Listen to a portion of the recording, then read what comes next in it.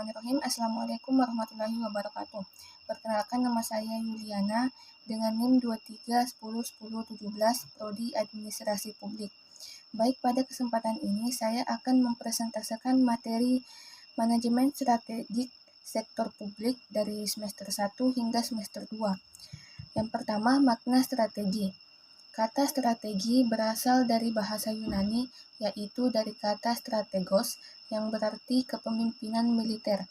Kepemimpinan militer atau strategi dalam konteks awal adalah sesuatu yang dikerjakan para pemimpin militer atau jenderal untuk memenangkan pertempuran. Seorang jenderal harus membuat rencana, keputusan, dan tindakan berdasarkan pemahaman keadaan eksternal dan internal. Menurut William F. Gloucester dan Lawrence R. Jones 1998, strategi adalah sebuah rencana yang disatukan, luas, dan terintegrasi yang menghubungkan keunggulan perusahaan dengan tantangan lingkungan serta dirancang untuk memastikan bahwa tujuan utama perusahaan dapat dicapai melalui pelaksanaan yang tepat oleh organisasi. Kesimpulan, strategi adalah suatu pola untuk membuat rencana dengan mengamati dan memperkirakan keadaan lingkungan eksternal dan internal untuk mencapai suatu tujuan.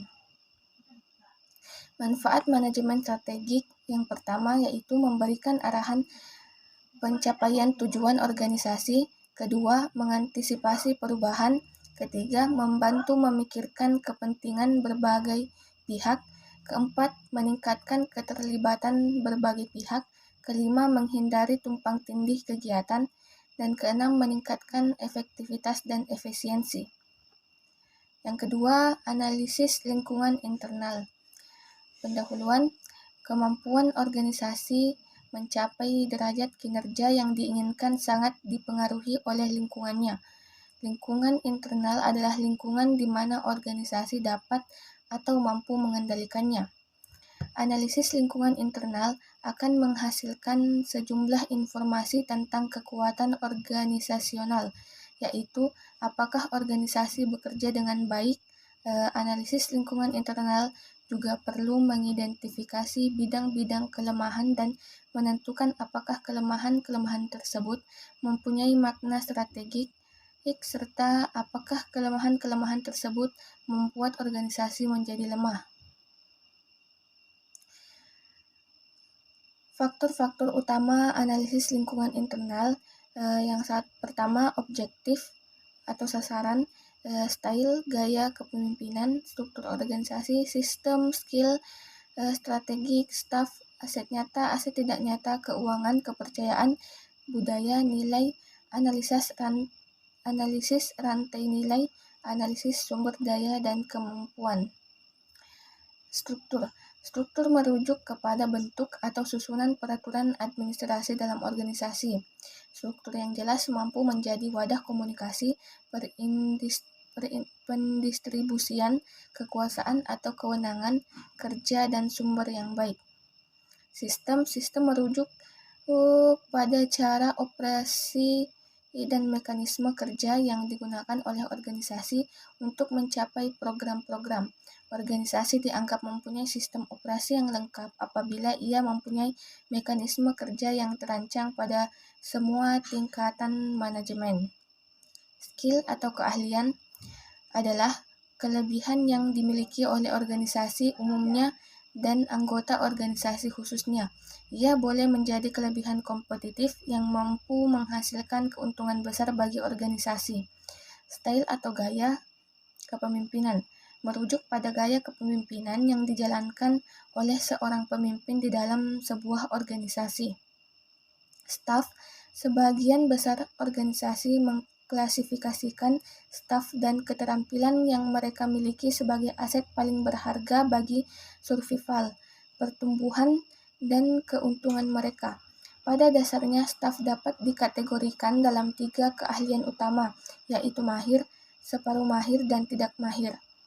Semakin tinggi tingkat jabatan yang disandang oleh seorang pekerja itu, maka semakin mahirlah orang tersebut. dan semakin rumitlah tugasnya serta semakin tinggi tingkat kelayakan akademik yang diperlukan untuk jabatan tersebut. Strategi faktor ini merujuk pada cara organisasi bertindak. Ia juga dikenal sebagai taktik yang digunakan oleh organisasi untuk mencapai objektif, visi, dan misi yang telah ditetapkan. Faktor-faktor lainnya yaitu keuangan, kepercayaan, budaya kultur. Budaya organisasi merupakan aspek yang sangat penting dalam manajemen strategik sebab budaya mempengaruhi stabilitas aktivitas-aktivitas organisasi. Budaya yang kuat mampu membuat aktivitas-aktivitas organisasi menjadi mudah diprediksi. Yang ketiga, visi misi. Visi menggambarkan tujuan atau kondisi di masa depan yang ingin dicapai. Visi memberikan gambaran yang jelas di masa mendatang yang bisa dilihat oleh customer dan lainnya. Pernyataan visi yang bagus tidak hanya menginspirasikan dan menantang, namun juga sangat berarti sehingga setiap pegawai bisa menghubungkan tugas yang dilakukannya dengan visi. Pernyataan visi harus mampu menjadi inspirasi dalam setiap tindakan yang dilakukan setiap pegawai. Yang paling penting, pernyataan visi harus measurable, terukur sehingga setiap pegawai bisa mengetahui apakah tindakan yang dilakukannya dalam rangka mencapai visi organisasi atau tidak. Visi mengacu pada masa depan dengan beberapa komentar implisit atau eksplisit mengenai orang harus bekerja keras untuk menciptakan masa depan seperti yang diinginkan. Ciri-ciri visi yang baik, ringkas, padat, tepat, menarik, dan tidak melebihi 25 patah kata. Ringkas supaya mudah diingat, padat supaya ia menjurus kepada sesuatu dan tidak berputar dengan hal-hal yang tidak perlu. Menarik supaya semua anggota organisasi berminat dengan visi tersebut. Tidak melebihi 25 patah perkataan supaya mudah diingat. Visi yang baik haruslah menjawab persoalan apa, untuk siapa, dan bila. Misi adalah hal yang berbeda dari visi. Walaupun keduanya bekerja secara bersama-sama, misi itu adalah suatu tujuan yang paling utama dan suatu alasan yang utama kenapa organisasi atau perusahaan tersebut didirikan. Misi mendefinisikan nilai-nilai utama dari suatu organisasi dan alasan mengapa nilai-nilai itu ada juga merupakan suatu dasar untuk menciptakan suatu visi, di mana visi merupakan suatu ambisi masa depan yang dalam cakupan luas, sedangkan misi adalah suatu alasan mengapa organisasi didirikan. Karakteristik misi, pernyataan misi dapat bervariasi bentuk, panjang, isi, dan spesifikasinya. Pada umumnya terdapat 8 karakteristik penting yang dapat dipakai sebagai pertimbangan dalam penyusunan misi perusahaan. Yang pertama, pelanggan. Siapakah pelanggan perusahaan? Yang kedua, produk atau jasa. Produk utama apakah yang dijual? Yang ketiga, pasar di mana organisasi bersaing. Keempat, teknologi dasar apa yang digunakan. Ciri-ciri misi yang baik. Misi boleh dinyatakan dalam bentuk kalimat yang panjang dalam suatu kalimat saja. Kebiasaannya, misi dinyatakan dalam bentuk point form supaya mudah diingat oleh semua anggota organisasi. Ia merupakan jawaban atas pertanyaan bagaimana untuk mencapai visi. Misi selalunya ditulis dengan ringkas, padat, jelas, dan tidak melebihi 25 patah perkataan. Misi haruslah dibudayakan. Misi dapat dipengaruhi oleh beberapa faktor seperti tekanan lingkungan, sumber yang tersedia, informasi internal dan eksternal, dan kesadaran dan konsistensi pihak manajemen puncak. Menentukan tujuan dan sasaran. Tujuan, sasaran, strategi, kebijakan, dan program. Tujuan ditetapkan dengan mengacu kepada pernyataan visi dan misi serta didasarkan pada isu-isu dan analisis strategik. Tujuan tidak harus dinyatakan dalam bentuk kuantitatif, akan tetapi harus dapat menunjukkan suatu kondisi yang ingin dicapai di masa mendatang. Tujuan akan mengarahkan perumusan sasaran, kebijakan, program, dan kegiatan dalam rangka merealisasikan misi. Strategi, cara mencapai tujuan dan sasaran yang dijabarkan ke dalam kebijakan dan program-program. Kebijakan, ketentuan-ketentuan yang telah ditetapkan oleh yang berwenang untuk dijadikan pedoman, pegangan, atau petunjuk dalam pengembangan ataupun pelaksanaan program kegiatan guna tercapainya kelancaran dan keterpaduan dalam perwujudan sasaran, tujuan, serta visi misi instansi pemerintah. Program, kumpulan kegiatan yang sistematis dan terpadu untuk mendapatkan hasil yang dilaksanakan oleh suatu atau beberapa instansi pemerintah ataupun dalam rangka kerjasama dengan masyarakat guna mencapai sasaran tertentu.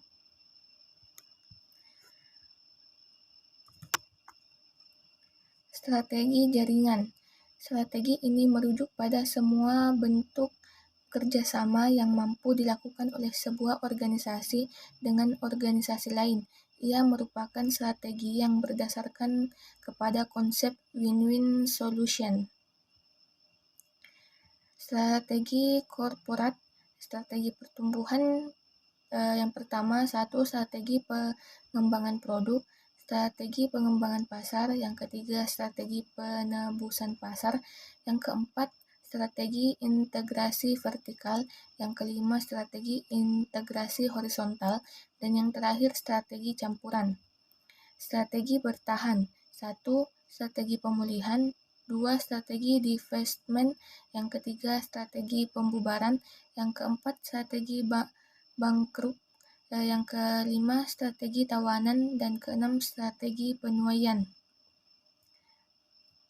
Strategi bertahan, yang pertama strategi pemulihan.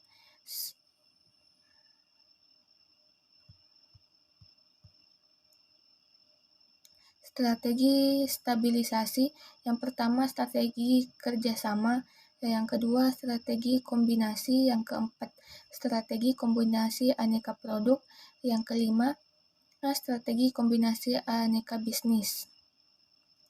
Memilih strategi. Yang pertama itu kekuatan. Kami mampu melakukan penelitian ini karena dapat mempunyai sedikit pekerjaan saat ini, berarti kami mempunyai banyak waktu. Penelitian utama kami mempunyai reputasi sangat baik di antara komunitas kebijakan. Yang ketiga, direktur organisasi kami mempunyai hubungan baik dengan kementerian. Kelemahan, organisasi kami belum terkenal oleh departemen-departemen pemerintahan lainnya. Kami mempunyai sedikit karyawan dengan keahlian rendah di banyak bidang. Kesimpulan, kami melakukan kegiatan isu topikal. Pemerintahan menyatakan bahwa mereka akan mendengarkan suara LSM lokal. Tantangan, apakah laporannya akan menjadi selalu sensitif atau politis sehingga mengancam keberlanjutan dana dari sponsor. Implementasi strategi. Implementasi strategi terbagi menjadi 4. Yang pertama, organisasi atau manajemen struktur. Yang kedua, kepemimpinan atau leadership. Yang ketiga, budaya atau kultur. Keempat, sistem imbalan. Struktur organisasi decision. Pengendalian dan evaluasi strategi. Definisi pengendalian. Pengendalian merupakan unsur utama dari setiap tugas atau pekerjaan seseorang manajer. Pengendalian adalah suatu aktivitas membuat sesuatu agar terjadi sesuai dengan apa yang direncanakan untuk terjadi. Tujuan pengendalian Pengendalian dan evaluasi dilakukan untuk memonitor serta mengevaluasi kemajuan terhadap usaha-usaha pencapaian sasaran organisasi, atau untuk mengarahkan atau memperbaiki proses strategi atau merubah rencana strategi yang lebih tepat agar sesuai dengan situasi lingkungan dan tujuan semula. Proses pengendalian terdiri dari 3 tahap. 1. Pengukuran kinerja. 2. Membandingkan hasil pengukuran dengan standar kinerja. Yang ketiga, mengambil tindakan perbaikan yang diperlukan untuk menjamin standar kinerja yang direncanakan dapat tercapai. Pengukuran kinerja organisasi. Terdapat 2 metode yang secara umum diterima dalam pengukuran kinerja organisasi yang digunakan sebagai dasar pengendalian strategik, yaitu pertama, pengukuran kinerja keuangan, laba, margin laba, penjualan, pangsa pasar, pengembalian investasi, pengembalian modal sendiri, biaya-biaya, rasio hutang dengan modal sendiri, pertumbuhan kekayaan, dan lain-lain. 2. Pengukuran kinerja non-keuangan, produktivitas, kualitas, hubungan personalia, umpan balik dari pelanggan, dan lain-lain. Evaluasi strategi. Richard Rummer dalam RUI mengajukan 4 kriteria yang dapat digunakan untuk melakukan evaluasi strategi yang telah berjalan. Yang pertama, konsistensi. Yang kedua, kesesuaian. Yang ketiga, keunggulan. Dan keempat, kelayakan. Sebagai tambahan dalam adalah rangka 7S McKinsey, sistem, struktur, strategi, shared flow, style, skill, dan staff. Kesalahan-kesalahan dalam proses manajemen strategik. Kesalahan yang berhubungan dengan penggunaan strategik. Yang pertama, tidak mampu berpikir secara strategik. Kedua, ketidaktepatan penggunaan pada tingkat manajemen. Ketiga, terlalu menekankan pada bentuk dan prosedur.